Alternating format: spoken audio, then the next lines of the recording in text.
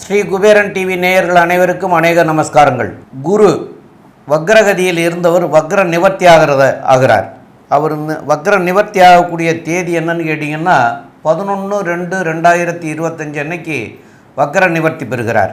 அப்போ இந்த வக்ர நிவர்த்தி பெற்றால் எப்படி இருக்கும் அப்படிங்கிறத பற்றி பார்க்கறதுக்காக சக்தி ஜோதிட குழுவின் சார்பாக அடியேன் சக்தி சோமையாகிய நானும், டாக்டர் ஆஸ்ட்ரோ KS ஐயங்கார் அவர்களும், டாக்டர் ஹரிஹர சர்மா ஐயா அவர்களும் வந்திருக்கின்றோம். இப்பொழுது நம்முடைய குரு வக்கர நிவர்த்தி பலன் அப்படின்னு சொல்கிற போது இந்த வக்கரமாகிற தேதி அன்னைக்கு கிரகங்கள் எந்த நிலையில் இருக்குது அப்படிங்கிறதெல்லாம் ஐயா டாக்டர் ஹரிஹர சர்மா ஐயா அவங்க சொல்லுவாங்க.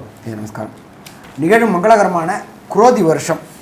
குரோதி வருஷத்துலேயும் பார்த்தோம் அப்படின்னாக்க தை மாதம் 29ஆம் தேதி இருக்கிறதுலையே வசந்த கிழமையான செவ்வாய்க்கிழமை அன்னைக்கு குரு வக்ர நிவர்த்தி அடைகிறாரு. குரு ஒவ்வொரு இதுக்கும் ராசிக்கு கிடக்கிறதுக்கு சற்றேறக்குறைய 360 நாள் ஆகும். ஏன் அப்படின்னு கேட்டிங்கனாக்க ஆங்கில கணக்குப்படி 365 நாள், லீப் வருஷம்னா 365 நாள், நம்மளுடைய தமிழ் பஞ்சாங்கத்துப்படி 360 நாள். அப்போ சற்றேறக்குறைய 9 நட்சத்திர பாதத்துக்கும் 9×4 36 வருஷம், 360 நாள். இந்த 360 நாளில் அவர் சற்றேறக்குறைய 4 மாதம், சற்றேறக்குறைய 120 நாள் வக்ரத்தில் இருந்துட்டார். வக்ரம் அப்படின்னாக்க பின்னோக்கி செல்வது அல்லது பலம் இழக்கக்கூடிய நாட்கள். இப்போ இந்த பலம் இழந்த நாட்களில் முடிச்சுட்டு திருப்பி குரு தன்னுடைய ரிஷப வீட்டில் பலம் பெறக்கூடிய நாள் அப்படின்றதான் வக்ர நிவர்த்தி நாள். இந்த வக்ர நிவர்த்தி அடையும் பொழுது என்னென்ன நற்பலன்கள் என்னென்ன தீபலன்கள் இருக்குது அப்படின்றத நம்ம விரிவாக ஒவ்வொரு ராசிக்கும் பார்ப்போம். இதை தவிர பார்த்தோம்னாக்க இந்த வக்ரா ஆகி நிவர்த்தி அடைகிற நாளில் என்னென்ன கிரகங்கள் என்னென்ன நிலையில் இருக்கிறாங்க அப்படின்னு பார்ப்போம். காலபுருஷ தத்துவத்தின்படி 2வது இடமான ரிஷபத்தில் குரு பகவான் இருக்கார். அங்கேயே அவர் வக்ர நிவர்த்தி அடைகிறாரு. வக்ர நிவர்த்தி அடைகிறது என்ன இதில் அடைகிறாரு அப்படின்னாக்க ரோகிணி நட்சத்திரத்துக்கு வராரு. அங்கேயே 90 நாள், அதாவது 90 நாள் இருக்க போகிறாரு. அடுத்த குரு பெயர்ச்சி அப்படின்றது 11 மே 2025 அன்னைக்கு அடுத்த குரு பெயர்ச்சி. அப்போ இதில் பார்த்தோம் அப்படின்னாக்க இந்த 360 நாளில் வக்ரகதி 120 நாள், வக்ரம் இல்லாமல் ஒரு 90 நாள், 210 நாள், பாக்கி அதில் ஒரு 150 நாள். அப்போ டோட்டலாக பார்த்தா 240 நாள் குரு வக்ரம் இல்லாமல் இருந்தது, 120 நாள் வக்ரத்தோடு இருக்கிறது. வக்ர பலன்களை நீங்கள் இப்போ இந்த காலகட்டங்களில் அனுபவிச்சிருப்பீங்க. வக்ரம் பலம் இழந்தது. இப்போ வக்ரம் நிவர்த்தி ஆகக்கூடிய காலகட்டங்களில் என்னென்ன நற்பலன்கள் பார்ப்போம்.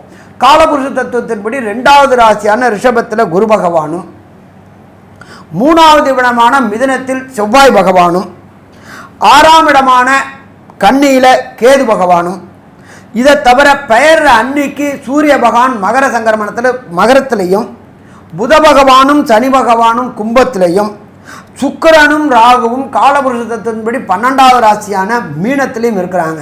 இதில் இன்னொரு விசேஷம் அப்படின்னாக்க சுக்கிர பகவானை பொறுத்தளவுக்கு பரிவர்த்தனை யோகம் பெற்றிருக்கிறாரு.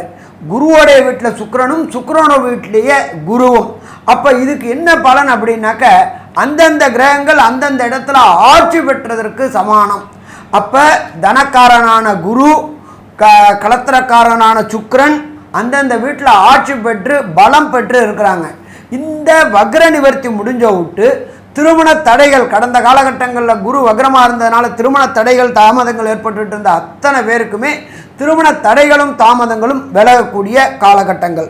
சரி, இதை தவிர இந்த குரு நிவர்த்தி அடையக்கூடிய காலகட்டங்களில் நாம் செய்ய வேண்டிய எளிய பரிகாரங்கள் என்னென்ன, எல்லா ராசிக்காரங்களுமே இந்த சொல்லக்கூடிய எளிய பரிகாரங்களை செய்யலாமா? செய்யலாம். அது என்னென்ன எளிய பரிகாரம் அப்படின்றத டாக்டர் ஆஸ்ட்ரோ KS ஐயங்கார் அவங்க விரிவாகவும் விளக்கமாகவும் சொல்லுவாங்க. ஐயா, அற்புதமாக சொன்னீங்க. அதாவது குரு வக்ர நிவர்த்தி காலகட்டம்னு பார்த்தேன்னா இப்போ ஒரு 90 நாள் இருக்கார். அதாவது குரு ஒரு ராசிக்கும் ஒரு வருஷம் இருக்கக்கூடிய காலகட்டம். பொதுவாகவே 5ஆம் இடம், குருவிலிருந்து 5ஆம் இடத்துல சூரியன் இருந்து அவர் 8ஆம் இடம் 7ஆம் இடத்தை தாண்டி வரக்கூடிய காலகட்டத்தில் வக்ர நிவர்த்தி அடைகிறார். 9ஆம் இடம் வரக்கூடிய இடத்துல சூரியன் வரக்கூடிய இடத்துல வக்ர நிவர்த்தி அடைகிறார். இப்போ பார்த்தாலேனால் குரு வக்ர நிவர்த்தி அடைகிறார், பெரிய விசேஷம். அதை தவிர சுக்கிரனோட பரிவர்த்தனை யோகமும் இருக்குது. இதனால் வந்து மிகப்பெரிய ஏற்றத்தை கொடுக்கக்கூடிய காலகட்டமாக போகிறது. இந்த காலகட்டத்தில் சில ராசிக்காரர்களுக்கு சற்று பிரச்சனைகள் இருக்கக்கூடும். அவர்களுக்கு பார்த்தீங்கன்னா எளிய பரிகாரம் அப்படின்னு சொல்லக்கூடியது குரு காயத்ரி மந்திரத்தை சொல்கிறது ரொம்பவும் நல்லது. குரு காயத்ரி மந்திரம் அப்படின்னு சொல்லக்கூடியது என்ன அப்படின்னா, ஓம் ரிஷபத்வஜாய வித்மஹே கிருணிஹஸ்தாய தீமஹி தன்னோ குரு பிரச்சோதயாத்து அப்படின்ற குரு காயத்ரி மந்திரமும், அதை தவிர இன்னொரு காயத்ரி மந்திரம் இருக்குது குருவுக்கு. அது ஓம் குருதேவாய வித்மஹே பிரம்மானந்தாய தீமஹி தன்னோ குரு பிரச்சோதயாத்து அப்படின்ற இந்த குரு காயத்ரி மந்திரத்தை ஒரு நாளைக்கு 3 முறையாவது சொல்லிட்டு வர்றதன் மூலியமாக உங்களுடைய பிரச்சனைகள் படிப்படியாக, அதாவது சூரியனை கண்ட பனி போல விலகக்கூடிய காலகட்டமாக இருக்கும். அதை தவிர பார்த்தேனால் இந்த சின்ன ஸ்லோகம்னு சொல்லக்கூடிய குரு பிரம்மா குரு விஷ்ணு குரு தேவோ மகேஸ்வரா குரு சாக்ஷாத் பரபிரம்மா தஸ்மை ஸ்ரீ குரவே நமஹா அப்படின்னு சொல்லக்கூடிய இந்த ஸ்லோகத்தையும் 3 தரம் ஒரு நாளைக்கு சொல்லிட்டு வர்றதன் மூலியமாகவும், அருகில் இருக்கக்கூடிய குரு பகவான் இல்லைன்னா தட்சிணாமூர்த்திக்கு நெய் விளக்கு 3 விளக்கு வியாழக்கிழமை போடுறதன் மூலியமாகவும், மஞ்ச வஸ்திரங்கள் தானம் கொடுக்கறதும் மஞ்சள் கலர் பழங்கள் தானம் கொடுக்கறதன் மூலியமாகவும் நிச்சயமாக இந்த குருவினால் ஏற்படக்கூடிய பிரச்சனைகள், குருவினால் ஏற்படக்கூடிய தடங்கல்கள் நிச்சயமாக இந்த மேஷம் முதல் மீனம் வரை இருக்கக்கூடிய ராசிக்காரர்களுக்கு விலகும். இதை தவிர பார்த்தீங்கன்னா ஒரு குரு பிரச்சனைகள் இருக்கக்கூடியவர்களுக்கு, அதாவது எந்த ராசிக்காரர்களுக்கு பிரச்சனைகள் இருக்கோ அருகில் இருக்கக்கூடிய கோவிலில் போயிட்டு உங்களால் முடிஞ்ச அளவுக்கு தானங்கள் தர்மங்கள் கொடுக்கறதும், கல்விக்கு கூட கொஞ்சம் உங்களால் முடிஞ்ச அளவுக்கு செலவு பண்ணுறதும், நெய் வந்து தானம் கொடுக்கறதும் ஒரு பெரிய ஏற்றத்தையும் மாற்றத்தையும் உங்கள் வாழ்வில் நிச்சயமாக கொண்டு வந்து தரும். இப்போது மேஷம் முதல் மீனம் வரை ஒரு ராசியாக குருவினுடைய வக்ர நிவர்த்தி என்ன ஒரு பெரிய மாற்றத்தை ஏற்படுத்தும் அப்படின்றத ஒன்றொன்னா பார்க்கலாம். மேஷம், அஸ்வினி பரணி கிருத்திகை இந்த 3 நட்சத்திரம் 9 பாதங்களை கொண்ட ராசி. ராசியின் அதிபதி செவ்வாய் பகவான். இந்த வக்ர குரு பெயர்ச்சி என்ன ஒரு மாற்றத்தை ஏற்படுத்தும்னு பார்க்குறோம். ராசிக்கு 2ஆம் இடத்துல குரு பகவான் வக்ர நிவர்த்தி அடைகிறார். இதன் மூலியமாக பார்த்தேனால் தனக்காரகன் தனஸ்தானத்தில் இருக்கிறது பெரிய ஏற்றத்தை கொடுக்கக்கூடிய காலகட்டம். அது தவிர பார்த்தேனால் இந்த காலகட்டத்தில் உங்களுடைய ராசிக்கு 2ஆம் இடத்தில் குரு இருக்கிறதுனால பண வரவிற்கு பஞ்சம் இருக்காது. எதை தொட்டாலும் பணம் வரும். குடும்பத்தில் நல்ல சந்தோஷங்கள் நிகழக்கூடிய காலகட்டமாக அமைய போகிறது. உங்களுடைய ராசிக்கு பார்த்தேனால் குருவும் சுக்கிரனும் பரிவர்த்தனை யோகத்தில் வேறு இருக்கா. ஏன்னா ராசிக்கு 12ஆம் இடத்துல சுக்கிரன் உச்சம் பெற்று போகிறதும் குரு 2ஆம் இடத்துல இருக்கிறதுனாலையும் பெரிய ஏற்றம் கிடைக்கக்கூடிய காலகட்டமாக இருக்கும். வீட்டுக்குன்னு அலங்கார பொருட்களுக்குன்னு நிறைய செலவு பண்ணக்கூடிய காலகட்டமாக அமைய போகிறது. குடும்பத்தில் நல்ல சந்தோஷமான நிகழ்வுகள் நிறைய, அதாவது என்ன சொல்கிறது, ஒரு சுப காரியங்கள் நடக்கக்கூடிய காலகட்டமாக அமைய போகிறது. ராசிக்கு 12ஆம் இடம் வலுத்து போகிறதுனால கணவன் மனைவிக்குள்ள ஒரு நல்ல அந்யோன்யம் இருக்கக்கூடிய காலகட்டமாக அமைய போகிறது. பரிவர்த்தனை யோகத்தில் குரு 12ஆம் இடத்துலையும் சுக்கிரன் 2ஆம் இடத்துலையும் இருக்கக்கூடிய காலகட்டம் இந்த 90 நாளும் இருக்குது. அதனால் பார்த்தீங்களேயானால் பண வரவு எந்த இடத்தை தொட்டாலும் உங்களுக்கு பணம் வரக்கூடிய வாய்ப்புகள் மிகவும் அதிகம். குடும்பத்தில் புதிய வீடு மனை வாங்கக்கூடிய பாக்கியம் உண்டு. புதுசாக நீங்கள் ஏதாவது கடன் வாங்கக்கூடிய வாய்ப்புகள் நிச்சயமாக இருக்கும். வெளிநாட்டிலிருந்து பணம் வரக்கூடிய வாய்ப்பும் திடீர் பணம் வரக்கூடிய வாய்ப்புகளும் நிச்சயமாக இருக்கும். தொழிலில் பெரிய ஏற்றம் கிடைக்கக்கூடிய காலகட்டமாக அமைய போகிறது. உங்களுடைய எதிர்பாலினத்தவர் மூலியமாக நல்ல ஒரு ஏற்றமான விஷயங்கள் கிடைக்கக்கூடிய காலகட்டம். உங்களுடைய பேச்சின் தன்மையினால் பார்த்தேனால் பெரிய ஏற்றங்கள் கிடைக்கக்கூடிய காலகட்டமாக இருக்குது. உங்களுடைய பேச்சின் மூலியமாக அடுத்தவரை ஈஸியாக வெல்லக்கூடிய ஒரு என்ன சொல்கிறது, ஒரு மெச்சோர்டு டாக்கிங்னு சொல்லுவாங்க இல்லையா, எந்த ஒரு விஷயத்தையும் ஆழமாக எடுத்து செய்யக்கூடிய அளவுக்கு உங்களுக்கு ஒரு அனுபவம் மிக்க ஒரு ஏற்றமான காலகட்டமாக இந்த காலகட்டம் அமைய போகிறது. இந்த குரு பகவான் உங்களுடைய ராசிக்கு 2ஆம் இடத்தில் இருந்தாலும் அவர் பார்வை பலம் அப்படின்னு சொல்லக்கூடியது 5, 7, 9 இந்த 3 இடத்தையும் இந்த குரு பகவான் பார்க்குறார். இந்த குரு பகவான் இந்த 3 இடத்தையும் பார்க்கறதன் மூலியமாக என்னென்ன மாற்றங்கள் ஏற்படும், என்னென்ன ஏற்றங்கள் ஏற்படும் இந்த மேஷராசிக்காரர்களுக்கு அப்படின்றத பற்றி டாக்டர் ஹரிஹர சர்மா கிட்ட கேட்போம். ஐயா, நல்லா அற்புதமாக சொன்னீங்க. எப்பொழுதுமே குருவை பொறுத்தளவுக்கு நின்ற இடத்தையும் பலப்படுத்துவார், பார்த்த இடத்தையும் பலப்படுத்துவார். அவர் நின்ற இடம் அப்படின்றது 2ஆம் இடம். 2ஆம் இடம்ன்றது குடும்பஸ்தானம். குடும்பத்தில் கடந்த காலகட்டங்களில் இருந்த குழப்பங்கள் அத்தனையும் தீரக்கூடிய வாய்ப்புகள் உண்டு. திடீர் வருமானங்கள் வரக்கூடிய வாய்ப்புகள் உண்டு. கொடுத்த வாக்குகளை காப்பாற்றக்கூடிய வாய்ப்புகளும் உண்டு. அடுத்தது குருவுடைய பார்வை அப்படின்றது விசேஷமான பார்வை அப்படின்றது 5ஆம் பார்வை. அது உங்களுக்கு ராசிக்கு 6ஆம் இடத்தை குறிக்குது. 6ஆம் இடம் அப்படின்றது பொறுத்தளவுக்கு ரணரோக சத்துருஸ்தானம். கடந்த காலகட்டங்களில் மேஷராசியை சேர்ந்த நண்பர்களுக்கு உடல்நல உபாதையினால் பொருளாதார விரயங்கள் ஏற்பட்டு இருந்துச்சு. குரு பார்க்கறதுனால அந்த பொருளாதார விரயங்கள் அத்தனையும் தீரக்கூடிய வாய்ப்புகள் உண்டு. அதே போல் இந்த மேஷராசி என்பவர்களுக்கு வேலை கிடைக்காம இருந்துச்சு, படித்த படிப்புக்கு உண்டான வேலை கிடைக்காம இருந்துச்சு. அப்போ அந்த படித்த படிப்புக்கு உண்டான வேலை இந்த 11/2/2025 அப்புறம் கிடைக்கக்கூடிய வாய்ப்புகள் மிக மிக அதிகம். அதே போல் கிடைச்ச வேலையில் பதவி உயர்வு பண வரவு கிடைக்காம இருந்துச்சு, அதுவும் கிடைக்கக்கூடிய வாய்ப்புகள் இந்த குருவின் பார்வையினால் ஏற்படக்கூடிய வாய்ப்புகள் உண்டு. அதுக்கு அடுத்தது குரு எல்லா கிரகங்களுக்குமே சதசப்தம பார்வை உண்டு. பிரகஸ்பதியான குருவுக்கும் சதசப்தம பார்வை உண்டு. அவர் பார்க்கக்கூடியது அந்த செவ்வாய்க்கு வீடான இன்னொரு வீடான விருச்சிகத்தை பார்க்குறார். நீண்ட நாட்களாக திருமணம் தடை தாமதம் ஏற்பட்டு இருந்தவங்களுக்கு திருமணம் தடை தாமதம் விலகி கண்டிப்பாக இந்த 2025க்குள்ளார வீட்டில் கெட்டி மேலே ஓசை கேட்கக்கூடிய வாய்ப்புகள் உண்டு. நீண்ட நாட்களாக சந்தான பாக்கியம் என்கின்ற வம்சமிருத்தி கிடைக்காத அத்தனை மேஷராசி என்பவர்களுக்கும் வம்சமிருத்தி கிடைக்கக்கூடிய வாய்ப்புகளும் இந்த காலகட்டங்களில் உண்டு. இதை தவிர குலதெய்வ வழிபாடுக்கு கடந்த காலகட்டங்களில் குரு வக்ர காலகட்டங்களாக இருந்ததுனால குலதெய்வ வழிபாடுக்கு புறப்படணும்னு நினச்சிட்டு இருந்தவங்களுக்கு ஏதாவது ஒரு தடையும் தாமதமும் வந்துட்டு இருந்துச்சு. அந்த தடையும் தாமதமும் விலகக்கூடிய காலகட்டங்கள் இந்த குரு வக்ர நிவர்த்திக்கு அப்புறம். இதை தவிர பார்ட்னர்ஷிப்பில் தொழில் செய்யக்கூடியவங்களுக்கு குரு வக்ரமாக இருந்ததுனால அவர்களால் ஏமாற்றப்பட்டீர்கள். அந்த ஏமாற்றப்பட்ட காலகட்டங்கள் முடிஞ்சு குரு வக்ர நிவர்த்தி அடைஞ்சதுனால உங்களுடைய புத்திசாலித்தனத்தினாலும் உங்களுடைய சாதுரியத்தனத்தினாலும் உங்களுடைய முடிவெடுக்கக்கூடிய திறனும் கூடுறதுனால இழந்த இழப்புகளை பெறக்கூடிய வாய்ப்புகளும் இந்த காலகட்டங்களில் உண்டு. இதை தவிர குருவுக்கு விசேஷ பார்வை அப்படின்றது 9ஆம் பார்வையாக இருக்கார். அவர் 9ஆம் பார்வையாக பார்க்குறது ராசிக்கு இதில் மகரத்தை பார்க்குறாரு. இதை பொறுத்தளவுக்கு ராசிக்கு பொறுத்தளவுக்கு 10ஆம் இடம். 10ஆம் இடம் அப்படின்ற பொறுத்தளவுக்கு ஜீவனஸ்தானம். கடந்த காலகட்டங்களில் வேலை இல்லாமல் திண்டாடிட்டு இருந்தவங்களுக்கு வேலை கிடைக்கும். தொழில் செய்யக்கூடியவங்களுக்கு வக்ர நிவர்த்தியில் பொருளாதாரத்தில் தடையும் தாமதமும் இருந்துகிட்டு இருந்துச்சு. கடன் வாங்கி உங்களுடைய நிறுவனத்தை இது பண்ணிட்டு இருந்தீங்க.